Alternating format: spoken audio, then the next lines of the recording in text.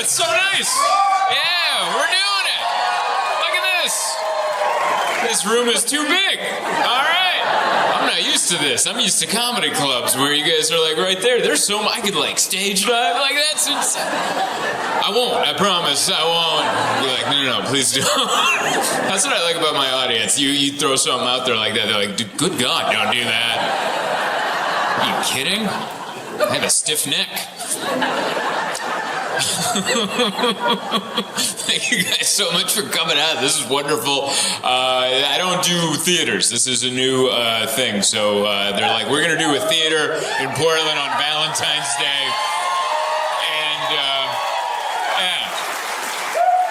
I was like, you can try. Let's see what happens. And then they're like, it filled up. And I'm like, are you kidding? And they're like, yeah, we're going to add a second show. And I'm like, dare we?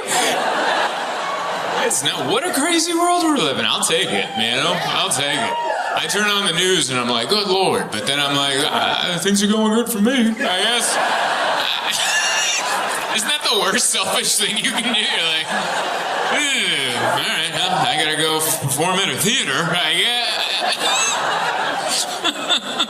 I love this. I don't know if there's people sitting up there, but I hope they are.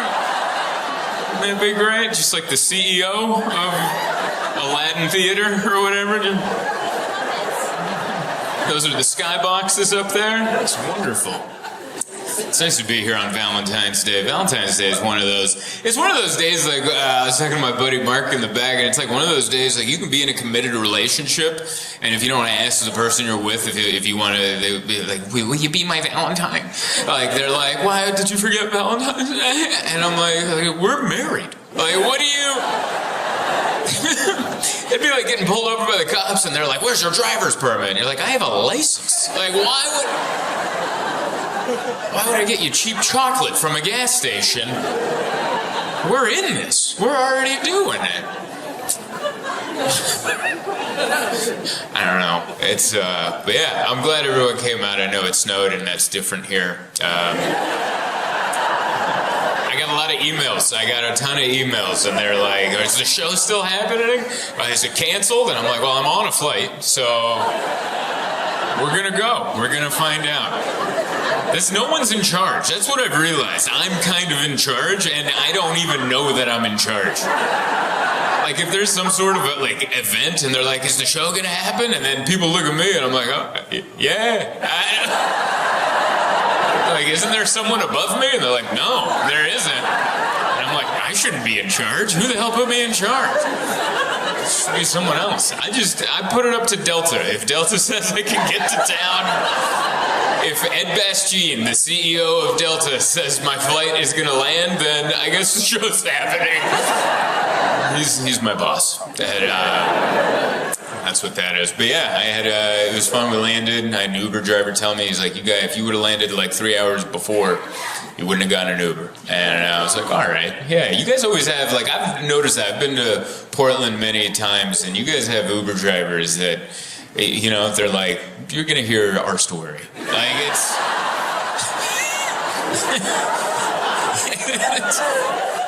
it almost feels like that's why they took the job. Like, no one's listening to me at the coffee shop. They're gonna listen to me when they're in my damn car, I'll tell you that. And it's so weird. Like, your Uber drivers, I can't even tell where they lie politically. They're kind of all over the place, because they'll say one thing, and you know how you, like, try to guess someone's politics, like, when you first meet them, and they'll say one thing, you're like, oh. And then they say another thing, you're like, what? And they say a third thing, you're like, oh, you're not allowed to vote. All right, I get it. It just kind of pieces together. All right. Yeah, man, I had a guy, every one of them, but no, he was cool. We made it. It snowed. I was in California where it rained. We had an atmospheric river. That's what they call them now. And I had to drive from San Diego past LA. It was supposed to be like a 3-hour drive because of the rain. It was like 4.5. It was longer, whatever, traffic. And they were like, I was making fun of it on the news because my wife was like, don't drive. They said it's a big storm. Isn't your show canceled? And I'm like, no, I'm in charge. So I'm going to try. I'm going to try to drive up there.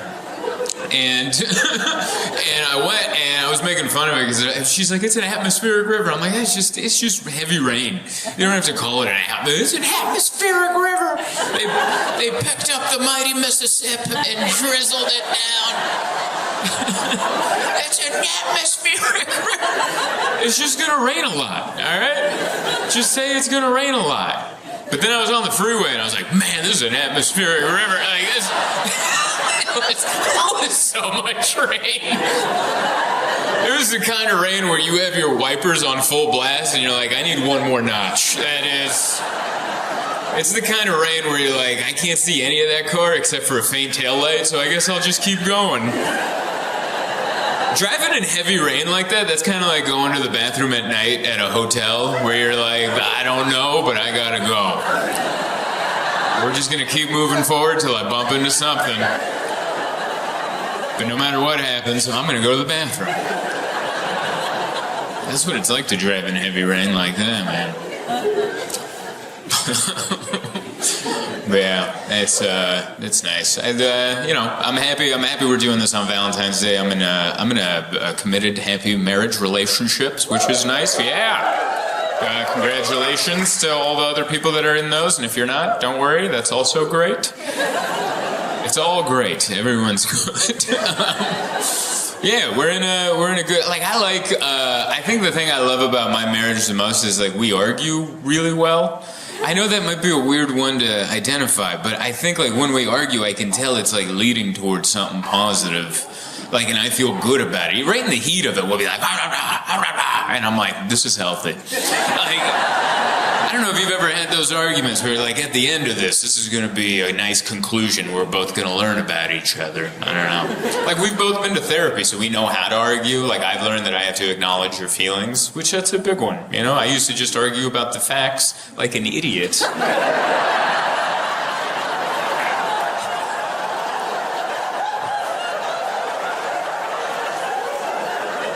That's not what it's about, all right?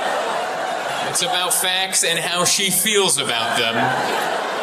And like an idiot, I was there like, I never said that, you know? And my therapist helped me out. My therapist was like, have you ever just tried acknowledging your feelings? I was like, why would I do that? And not saying like, why would I acknowledge your feelings ever, but in an argument. That's not feelings time. That's how my brain works. There's facts time, and there's feelings time. And I didn't know that those two intermingle, you know? Like for me, feelings time is on the couch where I'm like, oh, I love you, I love our life. And then argument time is, I never said that. That's not what I said. But I can be honest with you, it works. It works. Like I acknowledge her feelings, so I know how to argue. Like she was like, but you said, and then I was like, I'm so sorry I made you feel that way. That must feel horrible to feel that way, and I feel awful that I had any part in making you feel that way. And she's like, thank you. And I'm like, oh yeah, it works.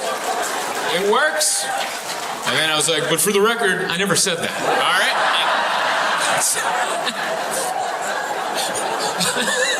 All I've really done is I've moved the apology from the back to the front.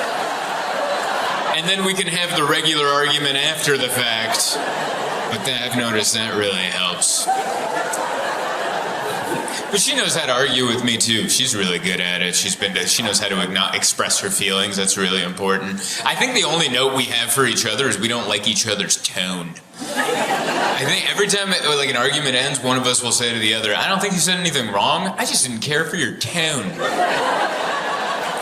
My wife and I, we're like a band that's been together for 5 years, and we put out a couple albums. They've been good albums, but on this next album, we're really trying to dial in our tone, you know? We're really trying to get a good, meaty dum-da-da-lum-dum-dum-da-da-lum-dum, and right now it's a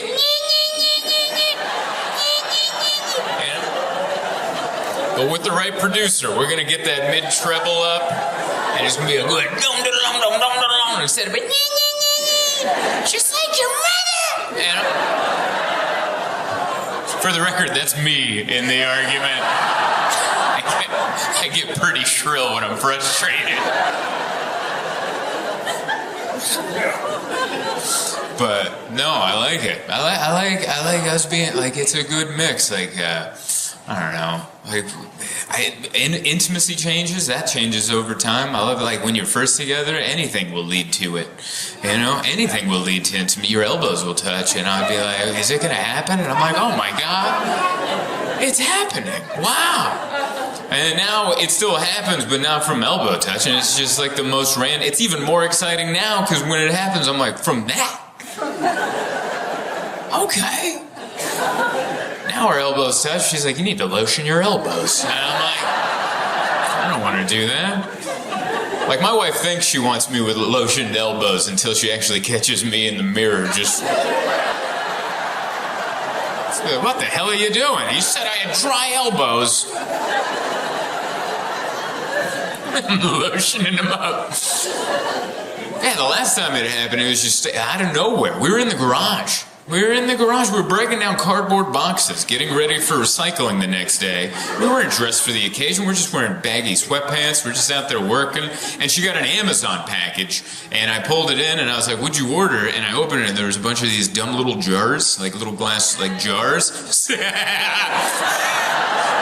She was pumped about these jars. And I was like, "What's up with these jars?" And she's like, "Oh, I'm going to make us overnight oats, and then we can have healthy breakfasts in the morning. I'm going to make them the night before, and then we can have a nice healthy breakfast." And she was so excited about it. And I was just looking at them, and she's like, "You don't like my jars?" And I'm like, "No, they're fine." And she's like, "You know, I can make a lot of other stuff with them, too." I'm like, they're fine. They're dumb little jars. You enjoy them. Let's just leave it at that." She's like, no, like, I can make pre-made meals. You could travel with them. You talk about not being able to eat healthy when you travel. I could make pre-little made meals. And I'm like, "Oh, like a tuna salad?" And she's like, "Yeah, I can make tuna salad. I could put a little like chicken with like sweet potato in there." And I'm like, "Oh, all right." And I'm like, "Oh, I got that little carrying case we could put ice packs in there, and I could check that luggage." And she's like, "Yeah, and you have microwaves in the hotel room." And I was like, "Is it microwave safe?" She's like, "It is microwave safe." And I was like, "All right." She's like, "So you're into the jars?" And I'm like, "Yeah, I think I'm into these jars." And then she just grabbed me and she started kissing me. And then I'm like, "Is this happening?" And it did. Right there in the garage from the jars. And I'm like, "This is actually more exciting than the elbows, if you ask me."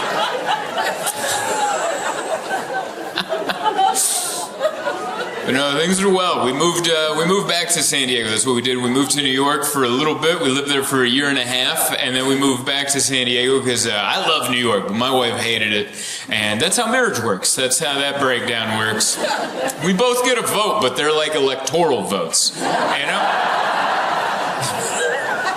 She's California. I'm Delaware. And it's, like, I still get them, but they're more ceremonial than anything. But it was fun. I enjoyed living in New York for the short time we did. I got to learn about seasonal depression. That was cool.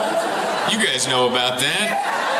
Yeah. I didn't know about that. I grew up in San Diego like an idiot. I had no idea all these years that all our joy came from the sun. I had no idea.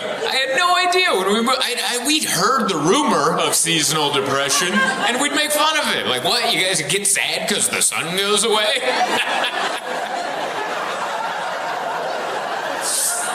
Yeah, that's exactly how that goes down.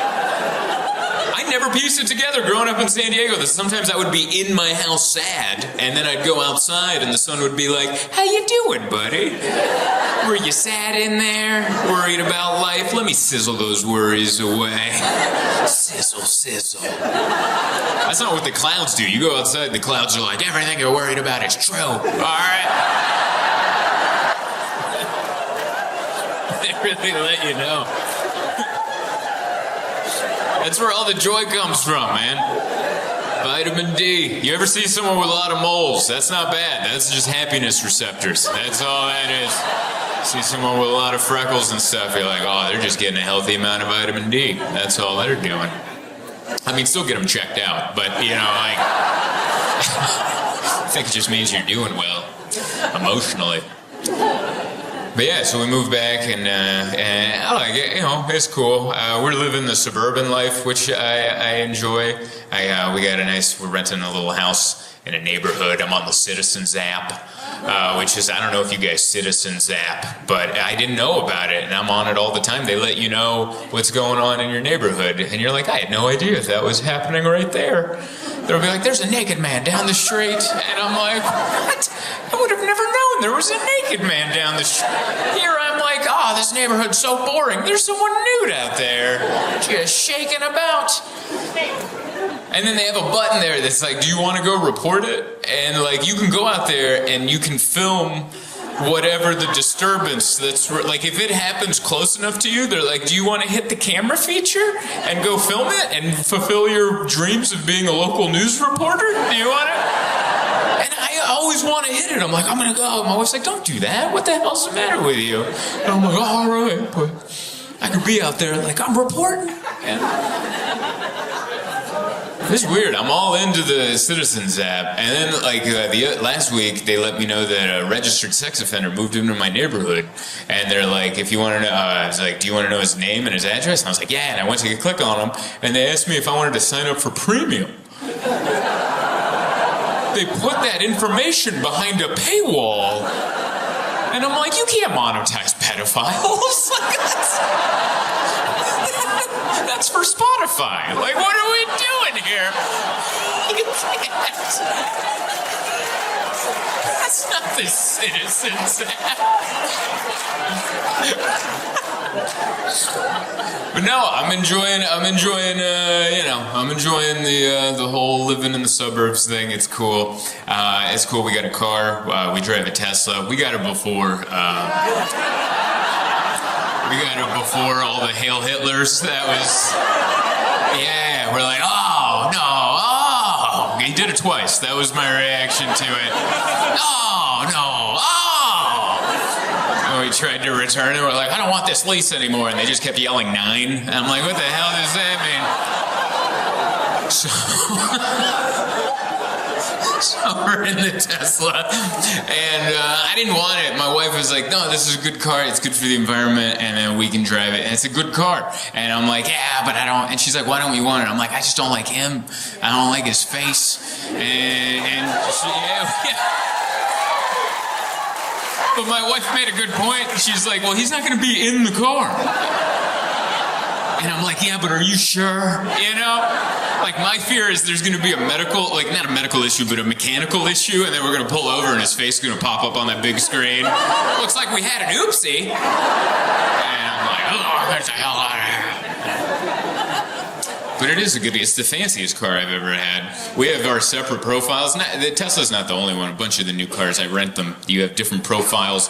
My wife and I, she has her profile, Emma, and I have my Zoltan profile, and it remembers like our seat adjustments, which is stupid because we're near the same height. So I'll just get in the car and I'll be like, oh, it says Emma. No, Zoltan's here. And it'll just go burnt right there. I'll be like, yeah, that's where I belong right there. I can see no blind spot anymore. That's where I belong. It's a fancy car. It's got seat warmers. First car I've ever had with seat warmers. And I don't know about you guys. That's pretty much a laxative for me. I had no idea. That's all I needed all these years. I'm going down to the coffee shop. All I needed was a heat pad on my kidneys. That's all I needed. I wonder if my neighbors noticed that the first week we had the car, I'd leave and then do a quick U-turn. And then my car's parked ajar in the driveway while I'm running back in the house.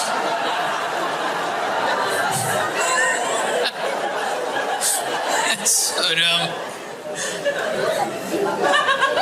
Hello, this is Zoltan Kaszas, and the year is 2025. Isn't that crazy? Isn't that mind-blowing? If you were just sent in from the past to the future, and this is how you're finding out the year, I'm sorry to be the Berenger of bad news. What the hell am I talking about? The point of this is I am on tour all year. It's what I do. A bunch of cities. I'm very excited to hit them all. If you'd like to see if I'm coming to a town near you, go to my website, zoltancomedy.com. There also might be a link in this video, maybe right over my eyes. I don't know what the editor is going to do with this. It could be in the description, what have you. But if it's not, Zoltan Comedy, comedy.com. Hit the shows tab, go down the list of shows, see if I'm coming to a town near you, and come see me so I can continue being a comedian and I don't have to go get a job where I'm a horrible employee. I've been told many times by numerous bosses. So please come out and see me and keep the dream alive. Going off stage at the last show and do like, see your Trump got shot in the ear? And the world is so weird that is actually a news story that didn't surprise me. If you saw the video, that was insane. It looks like an 80s action movie. He got up, there's blood, and he goes, "Ah!" I'm waiting for end credits to come up. Missing in Action 8 was the end of that. Oh my god. He just made him into an 80s action hero. And you know he's going to play it up. The next time he's at the debate. Couldn't hold me down. That is wild, dude. That is crazy. I was trying to remember the last time there was an assassination. Wasn't that Reagan in the 80s? Was that the last one? I wonder if a comedian had to go on stage that day. I was trying to think of the people that have done this job in the past. Like who? Like Yakov Smirnoff or someone had to go on stage. What a country! It's crazy. Washington, D.C. Cue the patriotic music. Now, do you have something more whimsical? Ah, that's good. I like that one. Washington, D.C., home of the White House and the Capitol. Spelled T-O-L at the end, not T-A-L. Just next time you text that, you don't want to look dumb. Also home to the Washington Monument pointy thing, and the Pentagon, and that weird jail cell looking thing that they put Lincoln in. And that big dumb pond that Forrest Gump gives a speech in front of. All the good stuff is in Washington, D.C. And so was I. Also, I want to note that this drone footage you're looking at, I didn't shoot this. This is just free on the internet. It could be AI. I'm not sure. I'm recording this before it's even created. My manager Mark is editing this together, and he's trying to keep up with all the dumb things I'm saying. Anyway, just cut to some more stand-up. Oh, thank you guys so much for coming out. This is I've been coming to this club for a few years, and I love it. I hope it never changes. I like it. It just feels rustic, you know? It feels like comedy was shoehorned into a place where someone was like, comedy will never work here. This room isn't built for it. And you're like, you'll see. And even when they finished building, the owner was like, I told you. Like, I told you. It's weird. It's a weird setup, but I like it. This is like olden times, you know? Like I just came in from out of town and I'm like, the revolution starts tomorrow. And you're like, I went to a meeting under a hotel. And this is how we knew when to show up and what to bring. I like that kind of feel to it, because some of the comedy clubs, they all look the same. It just feels like I'm performing at a Cheesecake Factory. But not this one. This one, I like the feeling where you're like, my check might not clear. You know, like that. But it always does. It always does. Every time I come here, it does. But every time they hand it to me, man, I'm like, I'll be shocked. I'll be shocked if I don't have a call with Bank of America on Monday. And I never do. I never do, because they run a good business here. But I love the feel of it. This is how it should be. Real brick walls. That's not a fake one that they put up in the lobby of a hotel. Oh, we need brick. That's where comedy happens, in front of a brick. This is real brick from back in the day. Back in the olden times. I like it. This is why I like the East Coast. There's history here. I grew up in the West Coast. Nothing happened there. Nothing happened in the West. I grew up in San Diego. I think that town started in like 2003 or something. There's no historical tours in San Diego. It's just some guy like, oh, you see that Jamba Juice? Yeah, that used to be a Blockbuster. So, take notes, have a photo. But I like it. I like the old brick. I like DC. It's got such a good, it feels so important, you know? So important. There's stuff going on and people running. There's so many people in suits in a hurry. Like, oh, my legislation! Like, they all look like they're in a hurry to something. Doesn't everybody? Oh, they close at 4. Everyone's gonna die if I don't get this folder into the right guy. Everything just feels, oh, it's so cool. I don't know. Like I'm staying at a hotel across from the hotel I think all the NATO people are staying at. Yeah, NATO's in town. They're on tour. NATO's on tour, man. They shut it down. It's like the Beatles are in town. They had to set up all the equipment, you know? It's blocked. My street is blocked off. Like, I came in on an Uber yesterday, and my Uber couldn't get to my hotel because there's a giant Humvee and unmarked government vehicles, which are extra terrifying. Where it's like, should we put decals on these? They're like, no, let them wonder. Let them wonder what branch we are affiliated with. And so my Uber had to drop me off like 2 blocks away, and he's like, is this good? And I'm like, no. Like, I'm supposed to walk towards a Hummer with just a backpack on, and think that's gonna go well? Like, I'm staying at that hotel, gentlemen. It's just so, I don't know. It's so important, man. Everyone's here, all of them. Zelensky's probably wearing camouflage still. Is he here? Probably. Oh no, because he's not. He's trying to get into it, right? He's here. All right, cool. I like how quiet it got. Like, what? I like that guy. He's a former comedian and he wears camouflage because his country's at war, which I think is cool. But he's not, you know. But he's in it. But he's not, you know. He's in it, but he's not in it. It's like weird to put on camo and then sit down at a laptop. Put on my fresh Under Armour for the war. It's kind of like when you get your house renovated and you all the construction workers are running around and you're like, I should put on my Wranglers for today. And you just walk around and you're like, yeah, that's where the kitchen goes. I don't know. Don't get uptight. I'm sure he would find that funny. He's a former comedian. He's like, I do wear camouflage. That is true. It's just a good feel. I like it. I like the important feeling of this town. Even though, you know, it's weird. Like, I was working in Canada, in Vancouver, the day after the last debate. And, yeah, that's a fun time to visit a new country, you know? I went up there, and I don't know if you guys feel the way I do, but I don't think other countries should be allowed to watch our debates.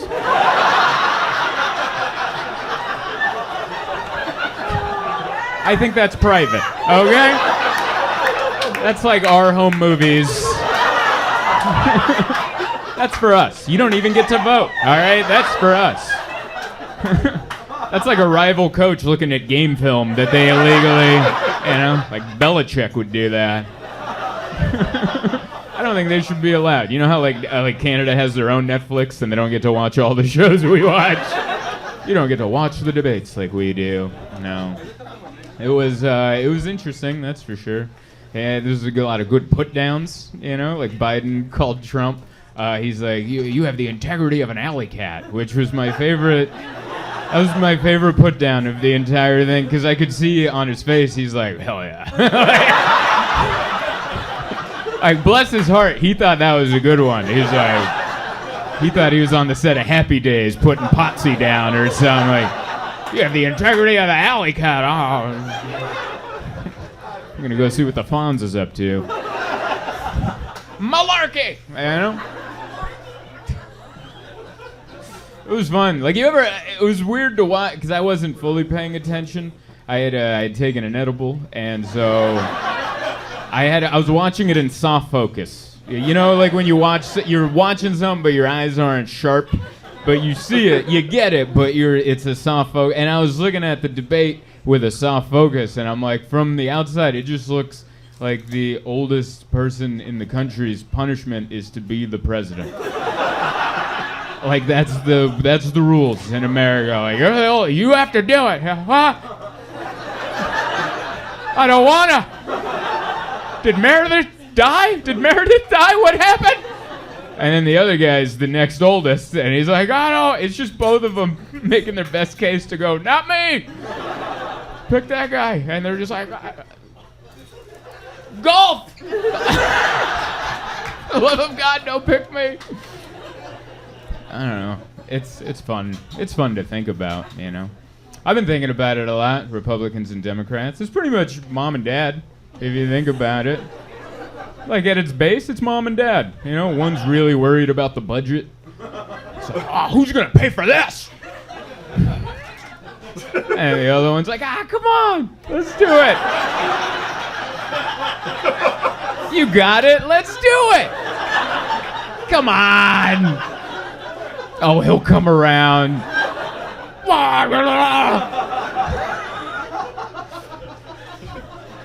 But then your mom also wants you to be polite. Like, oh no, we don't say that in this household. But your dad's cheap, but like you can cuss around him. You know, he likes a good off-color joke. He'll be like, ha ha ha ha. Don't say that around your mother, but that's a good one. But now it's like, it's weird, you know? Now it's like mom and dad got a divorce, and now mom's like a non-binary vegan who hates men, and dad joined the Klan. And he thinks the earth is flat. And we're just over there like, I love you both, but...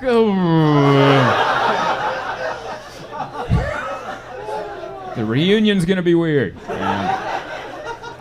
It's fun. It's fun to think about, I guess. I don't know. I love traveling. That's the best part of this gig, because you get to stop. It's like a mini vacation for me. I get to stop worrying about life at home, and I get to be here. And I'm at a weird hotel with bad Wi-Fi. You guys, the hotel prices in this city are outrageous. It's the most expensive all year round, all the time. It's never. I'm always like, "What is there an event? There's like NASCAR in town. Like, what's going on?" And it's like, no, it's $1,000 a night. That's what it is. So I've stayed at this hotel many times. Has anyone stayed at this hotel? No, don't. I mean that with all the love in my heart. This club is great. Good Lord, is it weird up there? I used to stay up there. And now I'm staying at another hotel, which is nicer, but still weird. It's an off-brand hotel. It's like a family that bought a building, and they're like, we're going to renovate it. I know a guy. And then, and you see what they did, and you're like, you cut a lot of corners, all right? There's just tile everywhere. Like, it's tile, and they ran it up the wall, which I've never seen before.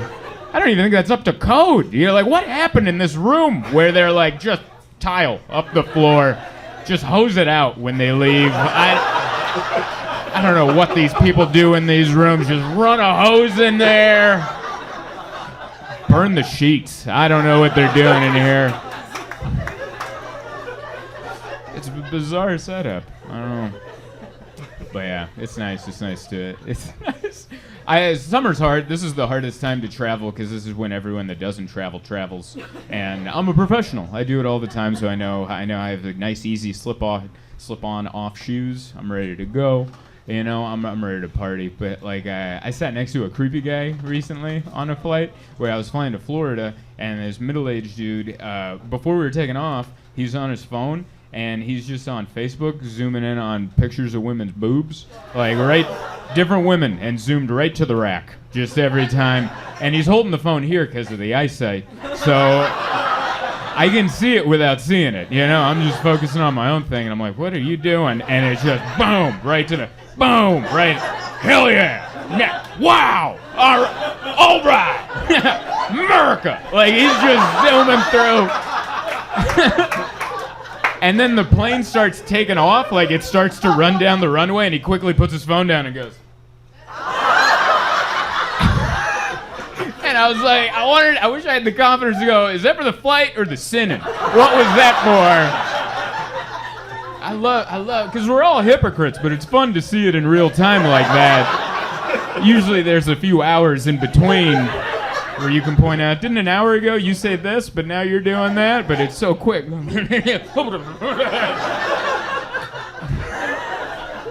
It's fun to see that in real time. Hey there, thank you so much for watching my video. Is this too close? We're keeping it. Thank you so much for watching my video. Please don't forget to like, share, subscribe, all that good stuff. Also, I'm gonna be on tour all year, 2024. Might be the last one. So, you know, Go to zoltancomedy.com, look at the tour schedule. If you don't see your town, sign up for my mailing list. I promise I'm gonna try to come, and I'll see you out there on the road. Thank you. But I don't want anyone to get disillusioned and think comedy is always like this, where I would come out and people are like, yeah, this is fun. You know, it's not always like that. There's years, many years, where you're performing and in your head, it's going so bad, you're just like, man, maybe I can still get a real job. Maybe that's still an option.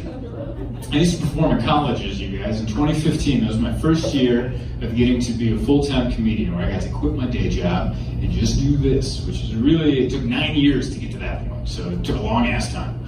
And I got to book all these colleges, and colleges pay well, right? Because they're selling those kids kind of an education, but also some entertainment, and that's where I come in. So I got booked to all these colleges, and some of the shows were good, and some of them were horrible. Most were pretty rough.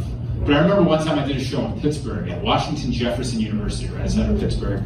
And I showed up in the small room, there was 10 kids there for the show. And I'm like, that's enough to have a show. The 10 is enough. But the girl that was running it was like, hey, can we wait a few more minutes? Because I think some more people are showing up. And I was like, sure. And we waited 10 minutes, and nobody else showed up, but those first 10 people left. So, the girl that was running the show, she was very sweet. She goes, oh my God, I'm so sorry. And I'm like, it's okay. And she's just like, here you go, here's your check. I guess we're not doing a show. And I went, never apologize for this. This is amazing. He just handed me a check, and I didn't have to perform for 10 18-year-olds. This is amazing. So I went back to the Marriott and got drunk. It was great. And so the next night, I'm at Penn State Harrisburg, and I walk into a similar situation. I walk in, it's like a big cafeteria type thing, like cafe, and there's a stage area about this size, and there's no one sitting here.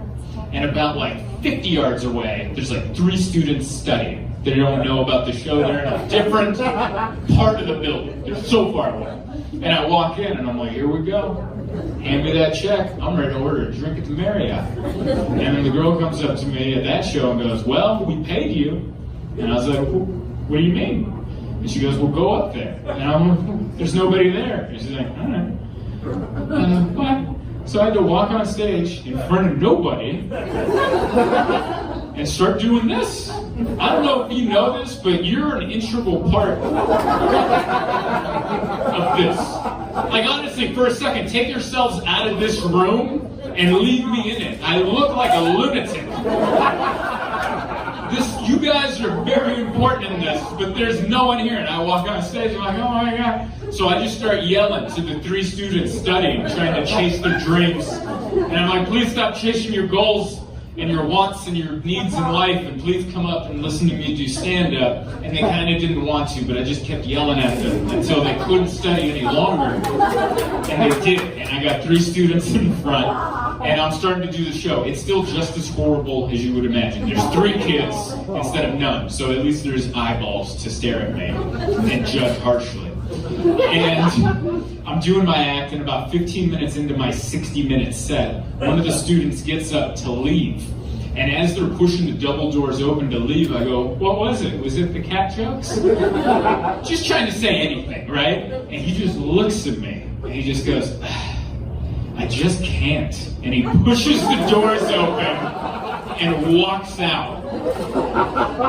Like, that kid left with a piece of my soul. Do you understand? Like, I still dream about him sometimes. And he did that 15 minutes in. I had 45 more minutes to do after that. And I just watched him leave with a piece of my soul. And I went back to the other kids, and I'm like, comedy. And I wish I could lie to you guys and tell you it's the worst show that I've ever done. It's not. It's not. It just isn't, man. The worst show that I ever did was in my hometown in San Diego, California. I got hired to do a comedy club downtown. It was a private event. It was for a lady's 50th birthday party. And the way she was celebrating was she rented out the entire comedy club for her and her 9 friends. Yeah. And they sat in a row in a line, like a firing squad. And the comics just had to come up and just dance for her, pretty much. This is the closest I ever felt to being a court jester. Just like, just waiting for them to go yay or nay. Just waiting, like, am I going to be killed? What's happening? So I show up to the club, I see this situation, I'm like, well, this looks like the worst. And they come up to me and they go, listen, you're going on last. You only have to do 10 minutes, and you'll know your time is up when you see the birthday cake coming up the side, and that's when you're just going to start singing happy birthday, and that's how the show's going to end. I'm like, that sounds absolutely horrible. But I guess that's what we're doing, right? So I'm on stage, I'm doing the best that I can with 9 people in an empty cavernous comedy club, and it's going horribly. I'm bombing, of course I am. There's no other situation. And I feel like 10 minutes is coming up, so I'm trying to wrap up my set. So I asked the birthday girl, I'm like, excuse me, are you single or are you in a relationship?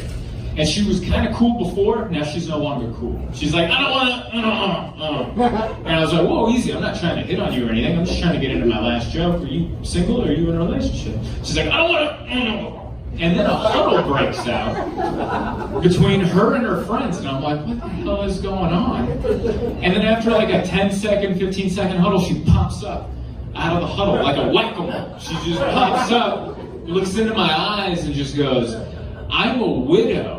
And I was like, yes! And that hit me right in the soul. And as soon as she got the last W out of widow, here comes the cake. So now I'm just like, I am happy birthday to you. And that was by a mile the worst show that I've ever done. So I really appreciate you guys just being here, huh?